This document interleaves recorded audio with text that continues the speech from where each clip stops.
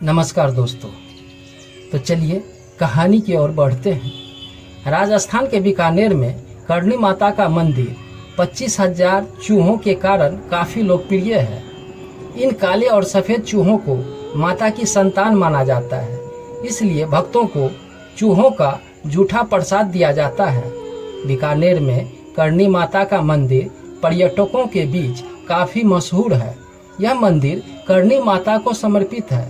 यहाँ रहने वाले लोगों का मानना है कि करणी माता लोगों की रक्षा करने वाली देवी दुर्गा का अवतार है।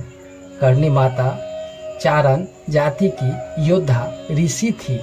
एक तपस्वी का जीवन जीते हुए यहाँ रहने वाले लोगों के बीच वह पूजी जाती थी। जोधपुर और बीकानेर के महाराजाओं से अनुरोध प्राप्त करने के बाद उन्होंने मेहरा, नगढ़ और बीकानेर किलों की आधारशिला भी रखी थी।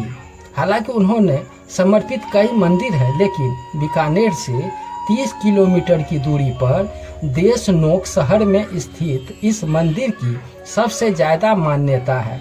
करणी माता मंदिर का निर्माण 20वीं शताब्दी के शुरुआत में बीकानेर के महाराजा गंगा सिंह द्वारा किया गया था।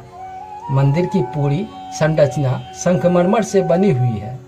इसकी वास्तुकला मुगल शैली में मिलती जुलती है। बीकानेर की करणी माता की मूर्ति अंदर गर्भगृह के भीतर विराजमान है, जिनमें वह एक हाथ में त्रिशूल धारण की हुई है। देवी की मूर्ति के साथ उनकी बहनों की मूर्ति भी दोनों ओर है।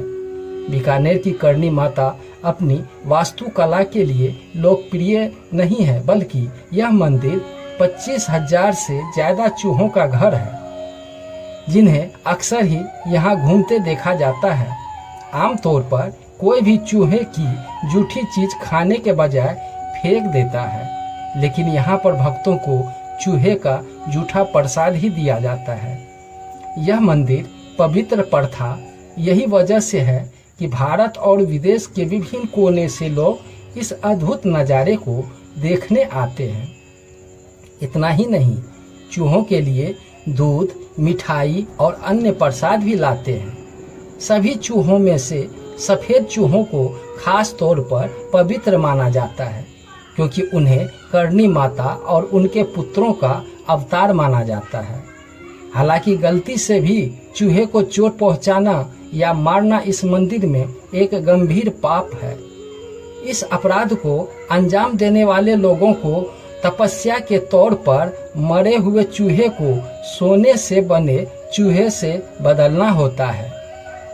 इसलिए यहाँ लोग पैर उठाकर चलने की बजाय घसीट कर चलते हैं, ताकि कोई चूहा पैर के नीचे न आ जाए।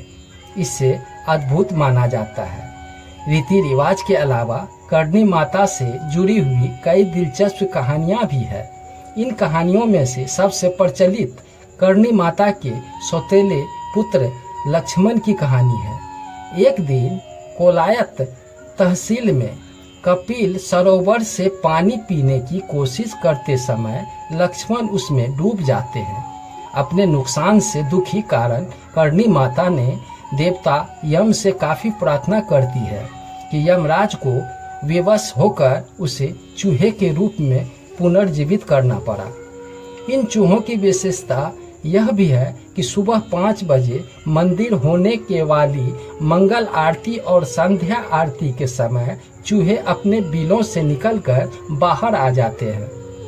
करणी माता मंदिर में पुजारी द्वारा मंगला आरती की जाती है।